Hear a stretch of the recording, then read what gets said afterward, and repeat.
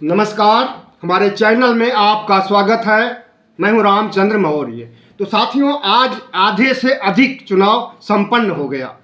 मिजोरम, छत्तीसगढ़, मध्य प्रदेश में चुनाव हो गया और राजस्थान और तेलंगाना में बाकी है। राजस्थान में 25 नवंबर को और तेलंगाना में 30 नवंबर को चुनाव होंगे और इसके बाद 3 दिसंबर को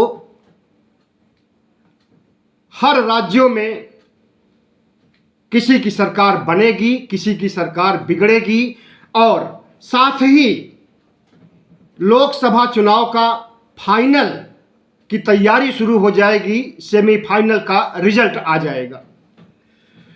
तो साथियों, प्रधानमंत्री नरेंद्र मोदी की फितरत रही है कि जिस जिस राज्य में चुनाव प्रचार करने के लिए गए हैं वहां पर उन्होंने कोई न कोई शिगुफा जरूर छोड़ा है। बंगाल के चुनाव में उन्होंने कहा दीदी ओ दीदी, एक तरफ से सफाया हो गया भारतीय जनता पार्टी का। कहाँ चले थे सरकार बनाने के लिए, कहाँ 75 सीटों पर आकर के अटक गए, डबल डिजिट को भी नहीं पार किया। हिमाचल में प्रधानमंत्री नरेंद्र मोदी ने ओल्ड पेंशन के बारे में जो कुछ कहा उसका असर साफ साफ देखने में आया। और इसी तरह से कर्नाटक में उन्होंने जो शिगुफा छोड़ा बजरंग बली का, कि बजरंग बली का जयकारा कराया दोनों हाथ उठा करके और धार्मिक ध्रुवीकरण करके चुनाव जीतने की कोशिश की, लेकिन उस कोशिश में भी नाकामयाब हुए। यहाँ तक कि उन्होंने कहा कि जब बटन दबाइए ईवीएम का तो बोलिए जय बजरंग बली।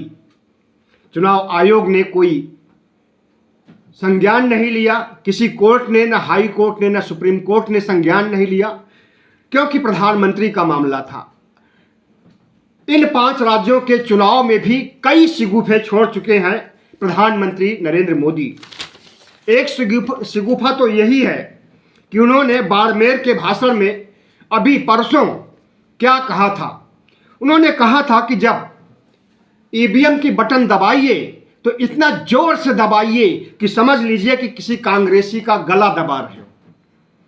एक प्रधानमंत्री पद पर बैठा हुआ शख्स जो कि 2 बार प्रधानमंत्री रह चुका है और तीसरी बार शपथ लेने की कवायद कर रहा है, ऐसा व्यक्ति अगर इस तरह का बयान दे तो उसके खिलाफ चुनाव आयोग भी कोई संज्ञान न ले तो यह भारतीय लोकतंत्र के लिए बहुत दुर्भाग्य की बात है। और अगर चुनाव आयोग नहीं संज्ञान लेता है तो सुप्रीम कोर्ट को संज्ञान लेना चाहिए, लेकिन सुप्रीम कोर्ट भी नहीं संज्ञान ले रहा है तो इसका मतलब कि सुप्रीम कोर्ट भी लोकतंत्र को सही दिशा में नहीं ले जा रहा है। तो बाड़मेर में जो प्रधानमंत्री नरेंद्र मोदी ने भाषण दिया और कहा, उसके खिलाफ कांग्रेस महासचिव जयराम रमेश ने कुछ पंक्तियां लिखी हैं। वो पंक्तियां हैं, जब नाश मनुज पर छाता है, जब नाश मनुज पर छाता है, पहले विवेक मर जाता है। बहुत सही टिप्पणी किया उन्होंने। और प्रधानमंत्री नरेंद्र मोदी ने जो कहा कि जब कमल का बटन दबाइए तो यह समझ करके दबाइए कि किसी कांग्रेसी का गला दबा रहे हो। इन शब्दों से क्या अनुभूति होती है आप अच्छी तरह से समझ रहे होंगे कि प्रधानमंत्री नरेंद्र मोदी कितना बौखलाए हुए हैं, कितना हार से डरे हुए हैं और इसी हार के डर और बौखलाहट से उनके मुंह से ऐसी भाषा निकल रही है। तो हमें लगता है कि जो हश्र बंगाल के चुनाव में हुआ था, जो हश्र हिमाचल के चुनाव में हुआ था, जो हश्र कर्नाटक के चुनाव में हुआ था, वही हश्र राजस्थान, मध्य प्रदेश, छत्तीसगढ़, तेलंगाना और मिजोरम के चुनाव में होने जा रहा है। प्रधानमंत्री नरेंद्र मोदी की भाषा संयमित कभी नहीं रही है। 2014 के चुनाव में उन्होंने किस ढंग से मतदाताओं को प्रलोभन में लिया था, चाहे 15-15 लाख रुपए की बात रही हो, स्मार्ट सिटी की बात रही हो, 100 स्मार्ट सिटी और बुलेट ट्रेन की बात रही हो, बेरोजगारों को 2 करोड़ नौकरियां हर साल देने की बात रही हो, किसानों की आमदनी दोगुनी करने, ऐसे 50 जुमले उन्होंने गढ़ा था और सुनाया था और सब जवाब दिखाया था 2014 जीतने के लिए। लेकिन 2014 के बाद 2024 आने वाला है, अभी तक उनका एक भी जुमला साकार नहीं हो सका है। लेकिन आज जो वोटिंग हुई है मध्य प्रदेश और छत्तीसगढ़ में, इसका साफ संदेश निकल रहा है कि भारी मतदान हुआ है दोनों राज्यों में। 75% मतदान हुआ है मध्य प्रदेश में लगभग 5 बजे तक, और 5 बजे के बाद भी मतदान हुआ है कई पोलिंग स्टेशन पर। तो इसका मतलब है कि 75% से भी ज़्यादा मतदान, जो कल तक स्पष्ट हो जाएगा, समाचार पत्रों में आ जाएगा। और 70% मतदान हुआ है छत्तीसगढ़ में। मध्य प्रदेश में इतना बड़ा मतदान शायद पिछले 3-4 चुनाव में नहीं हुआ है, और इसी तरह से छत्तीसगढ़ में भी इतना ज़्यादा मतदान पिछले 3-4 चुनाव में नहीं हुआ। मध्य प्रदेश में कांग्रेस की 18 साल की सरकार है, एंटी इनकम्बेंसी बुलंदियों पर है, भ्रष्टाचार का मामला बुलंदियों पर है, और किस तरह से भारतीय जनता पार्टी के अंदर टांग खिंचाई हो रही है, और मुख्यमंत्री पद का कोई चेहरा नहीं है।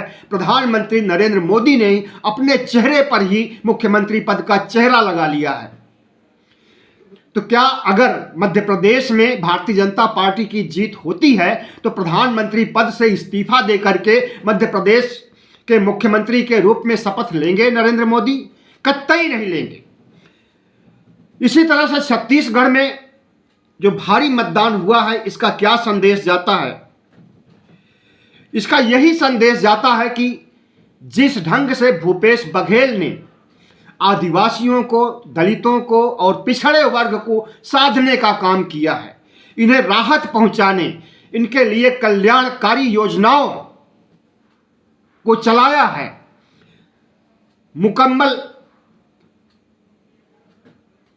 मुकम्मल रूप से चलाया है, उसे जो है नज़रअंदाज नहीं किया जा सकता है। और जहां तक बात रही मध्य प्रदेश की, तो यहां पर कुछ शहरों में तो 84% तक मतदान हुआ है, और जहां पर बहुत कम हुआ है वहां भी 60% मतदान हुआ है।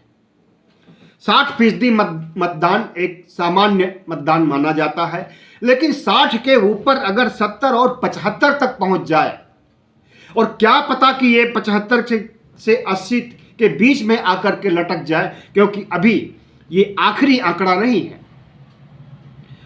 तो ऐसे में क्या कहा जा सकता है कि लोग घरों से निकल करके एक आंधी की तरह मतदान केंद्र तक पहुंचे हैं और वोट दिया है लोगों ने। यह किस बात का सूचक है? यह इसी बात का सूचक है कि भारतीय जनता पार्टी, जो वहां की सत्तारूढ़ पार्टी है, उसके खिलाफ जबरदस्त एंटी इनकम्बेंसी, महंगाई और भ्रष्टाचार ने जिस तरह से काम किया है, उसी का नतीजा है 75% मतदान हुआ है, और कहीं कहीं 84-85% तक मतदान हुआ है। आदिवासी इलाकों में बहुत ज़्यादा मतदान हुआ है, और इन आदिवासी इलाकों में आपको याद दिला दें कि भारतीय जनता पार्टी के एक नेता ने एक आदिवासी के ऊपर पेशाब किया था, और वह वीडियो पूरे देश में वायरल हुआ था, और भारतीय जनता पार्टी की चारों तरफ आलोचना हुई थी, और इस बात को राहुल गांधी ने उठाया। जहां जहां उन्होंने आदिवासी समाज के बीच भाषण दिया, हर जगह इस बात को उठाया कि आपकी इज्जत, आबरू, भारतीय जनता पार्टी आपको इज्जत नहीं दे सकती है। भारतीय जनता पार्टी आपकी इज्जत को उतार सकती है, खत्म कर सकती है, वो दे नहीं सकती है। भारतीय जनता पार्टी के ऐसे संस्कार नहीं है कि वो आपको इज्जत दे। वो आपको बनवासी कहते हैं, आदिवासी नहीं कहते। बनवासी का मतलब है कि वन में ही बने रहो। आदिवासी का मतलब है कि वन से निकल करके पूरे देश में राष्ट्र की मुख्य धारा में आओ। प्राइवेट नौकरियों में, सरकारी नौकरियों में, राजकीय नौकरियों में भागीदारी सुनिश्चित हो।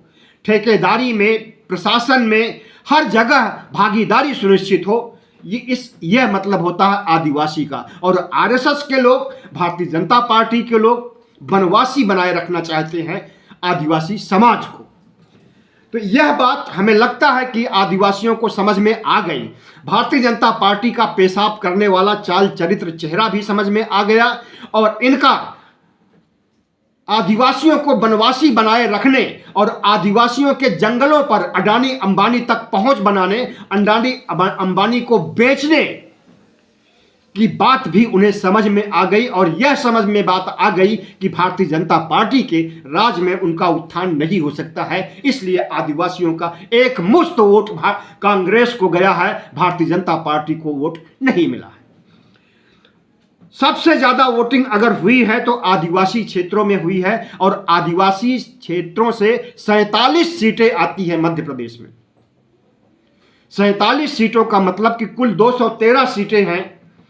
अगर 47 सीटों में एक मुश्त कांग्रेस को वोट मिला है और उसकी जीत हो रही है, उसकी जीत निश्चित है।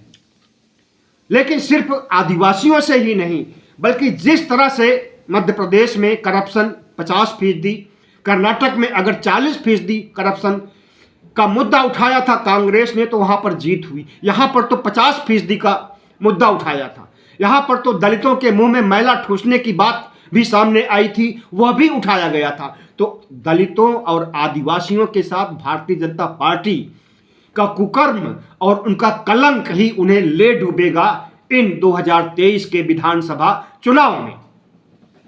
और जहां तक बात छत्तीसगढ़ की है, तो वहां पर भूपेश बघेल ने जितनी कल्याणकारी योजनाएं चलाई हैं और जिस तरह से ओबीसी जनगणना की बात को माना है और तुरंत सरकार बनते ही ओबीसी जनगणना शुरू करने की बात कही है, इसका असर पड़ा है और यही वजह है कि वोटिंग ज़्यादा हुई है। और सबसे बड़ी बात तो प्रधानमंत्री नरेंद्र मोदी ईडी और सुरक्षा बलों की गाड़ियों में, के वाहनों में, हेलीकॉप्टर में, जहाज में जो नोटों का बंडल लाया गया, बॉक्स भर भर के नोट लाए गए थे, उसका भी उद्घाटन किया, उसका भी रहस्योद्घाटन किया भूपेश बघेल ने। और यह बात लोगों को समझ में आ गई कि भारतीय जनता पार्टी चुनाव जीतना नहीं चाहती है, बल्कि चुनाव को खरीद करके जीतना चाहती है।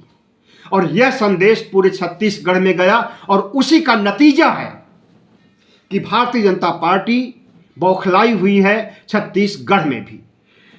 तो जैसा कि मैंने आपको बताया कि आधे से अधिक चुनाव हो गए और अभी तक जितने चुनाव हुए हैं हर जगह खेला हुआ है। खेला का मतलब कि भारतीय जनता पार्टी के खिलाफ खेला हुआ है। और भारतीय जनता पार्टी के खिलाफ मध्य प्रदेश, छत्तीसगढ़, मिजोरम, यहाँ की जनता ने उठ करके जनता ने चुनाव लड़ा है। प्रत्याशी तो लड़े ही हैं, जनता ने चुनाव लड़ा। और जब जनता चुनाव लड़ती है तो एक हुजूम होता है, एक रेला होता है मतदाताओं का सत्तारूढ़ पार्टी के खिलाफ वोट देने का। मिजोरम की बात जहां तक है तो मिजोरम में भारतीय जनता पार्टी का वजूद ही नहीं है। वहां पर कुल 40 सीटें हैं, जिसमें 23 सीटों पर भारतीय जनता पार्टी चुनाव लड़ रही है। उसके पास कैंडिडेट ही नहीं है कि वह 40 सीटों पर चुनाव लड़ सके। और जो वहां की सत्तारूढ़ पार्टी है, जो वहां के मुख्यमंत्री हैं, उन्होंने अभी थोड़े समय पहले घोषणा किया था कि अगर प्रधानमंत्री नरेंद्र मोदी मिजोरम आएंगे तो उनके साथ हम मंच शेयर नहीं करेंगे, उनके साथ हम चुनाव प्रचार नहीं करेंगे। उन्होंने ठेंगा दिखा दिया भारतीय जनता पार्टी को, जबकि एनडीए के सहयोगी हैं मिजोरम के मुख्यमंत्री भी। और भारतीय जनता पार्टी का वहां पर एक एमएलए है, अभी जो वर्तमान में विधानसभा चल रही है उसमें भारतीय जनता पार्टी के 5 कांग्रेस के और सत्तारूढ़ पार्टी के लगभग 25 विधायक हैं। ऐसे में भारतीय जनता पार्टी मिजोरम में तो बिल्कुल ही नहीं जीत सकती है, और मिजोरम में चुनाव प्रचार करने के लिए न प्रधानमंत्री नरेंद्र मोदी गए, न अमित शाह गए, और न कोई बड़ा नेता गया। राहुल गांधी अलबत्ते गए थे और वहां कई दिन रह करके उन्होंने प्रचार किया, लेकिन भारतीय जनता पार्टी से कोई नहीं गया। उसकी वजह थी जो कुछ मणिपुर में हुआ, क्योंकि मणिपुर और मिजोरम की दूरी ज़्यादा नहीं है। मणिपुर की हवा मिजोरम तक पहुंची थी, और मणिपुर के साथ जितना बड़ा अन्याय प्रधानमंत्री नरेंद्र मोदी ने किया था वह किसी से छुपा नहीं है। मणिपुर का कलंक जिस तरह से भारतीय जनता पार्टी का पीछा कर चुका है, वह उसे न सिर्फ सेमीफाइनल के चुनाव में बल्कि फाइनल का चुनाव जब लोकसभा चुनाव आएगा तो मणिपुर का कलंक, मणिपुर का भूत वहां भी प्रधानमंत्री नरेंद्र मोदी का पीछा करेगा, और पूर्वोत्तर भारत से उसे एक भी सीट मिलने की संभावना नहीं रहेगी। तो भारतीय जनता पार्टी और कांग्रेस में मुख्य मुकाबला हुआ, और वैसे तो कई पार्टियां थी, आम आदमी पार्टी भी थी, समाजवादी पार्टी थी, बहुजन समाज पार्टी थी, लेकिन इन पार्टियों का मध्य प्रदेश, राजस्थान और छत्तीसगढ़ में कोई वजूद नहीं है। तो 1-2 सीटें या 3 सीटें जीत सकती हैं, या ये भी नहीं जीत सकती हैं। कुछ प्रतिशत मतदान इन्हें मिल सकता है, लेकिन इसका कोई फर्क नहीं पड़ेगा कांग्रेस के चुनाव लड़ने पर और भारतीय जनता पार्टी के खिलाफ कांग्रेस की मुहिम पर। तो साथियों, अब बाकी रह गया है तेलंगाना और राजस्थान का चुनाव। तेलंगाना में 30 नवंबर को आखिरी दिन चुनाव होगा इस महीने के, और राजस्थान में 25 नवंबर को होना है। तो इन दोनों राज्यों में ऊंट किस करवट बैठेगा वो तो वहां के मतदान को देख करके ही बताया जा सकता है। मतदान को देख करके, मतदान प्रतिशत के आधार पर बहुत कुछ अनुमान लगाया जा सकता है, और वह अनुमान अगर मध्य प्रदेश और छत्तीसगढ़ के लिए आज लगाया जा रहा है तो वो कांग्रेस के पक्ष में जा रहा है। बहुत बहुत धन्यवाद। हमारे चैनल को सब्सक्राइब कीजिएगा, लाइक कीजिएगा और शेयर कीजिएगा।